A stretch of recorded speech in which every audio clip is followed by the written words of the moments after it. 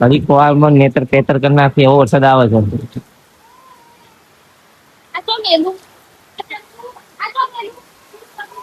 આયો આયો આયો હાય હાય. તો જમસા મારું મહેમાન મિત્રો, સ્વાગત છે તમારું આજના નવા બ્લોગ ની અંદર. પહેલા તો ગુડ મોર્નિંગ, સુપ્રભાત.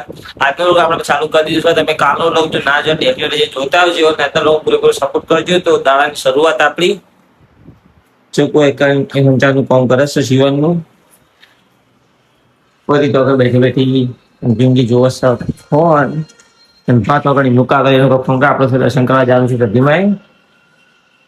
તો મિત્રો હાલ આપણે આયા છીએ સતીમાન મંદિરે. આપણે દર્શન કરી લીધા છે કમ્પ્લીટ. અને હું તમને બતાવું કામકાજ, વતાર મંદિરનું કામકાજ જેટલા હતું એટલા જ છે.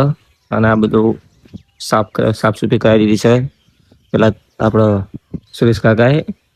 અને આ બધો જે ઢગલો દેખાય તો મને પથ્થરોનો ઈંટો રોડવાનો એ અડધો થઈ ગયો છે. એમ કે મોટા ભાગનું બહાર પૂરણ કરી નાખ્યું છે. જો હું બતાવું તમને અમુની સાઈડ જે આપણે ઉટલો બનાવવાનો હતો ને, તો આગળ હું વાપરી દઉં. અમુની સાઈડ આપણે જે ઉટલો બનાવવાનો હતો એના માટે પૂરણ કરી દીધું. જુઓ તો મિત્રો, હાલ હું આવ્યો છું વાડાની અંદર અને વાતાવરણ ઘનઘોર છે, જોરદાર અંધારેલું આવ્યું છે. મેહોણા વરસાદ હાલ ફૂલ ચાલુ છે. આપણે ફોનમાં વાત થઈ પણ ચક્કુ પહેલો તોકલી ઊભો છે પરી તો આપણે ભાભી હેડી આવશે.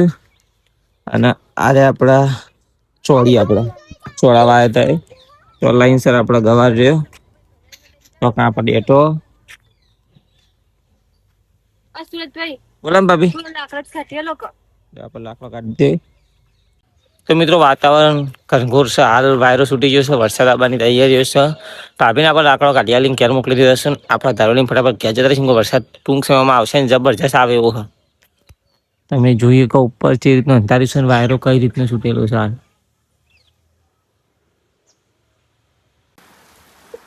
તો મિત્રો જોરદાર વરસાદ ચાલુ થઈ ગયો છે.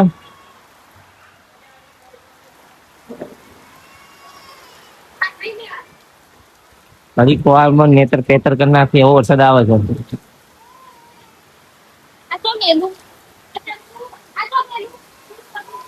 આયો આયો આયો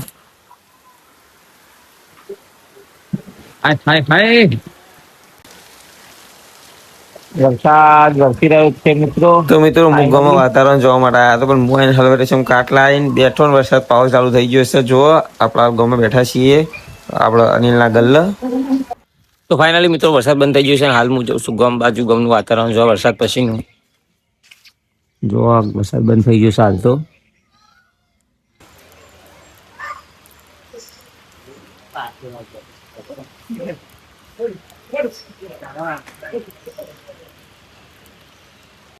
તો મિત્રો આપણા ગામમાંથી આવી જઈએ છીએ ઘરે.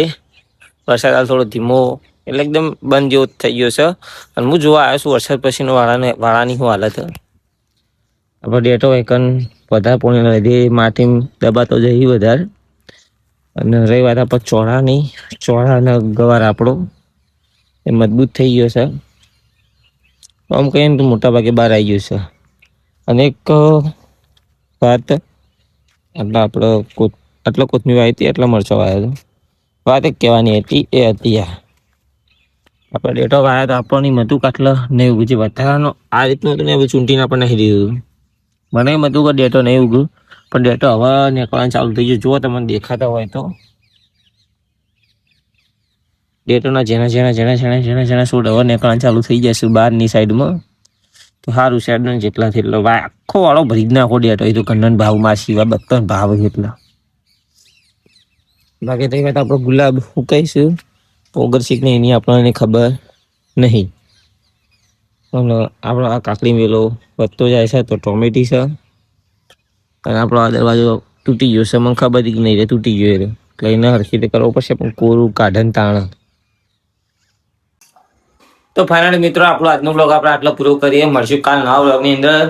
હું આશા કરું તમને આજનો બ્લોગ ગમે. જો ગમે તો વિડીયો લાઈક કરી શેર કરી સબસ્ક્રાઈબ કરી ચેનલને સપોર્ટ કરજો. મળશું કાલ નવા બ્લોગની અંદર. તો જય માતાજી, જય રમાબીર.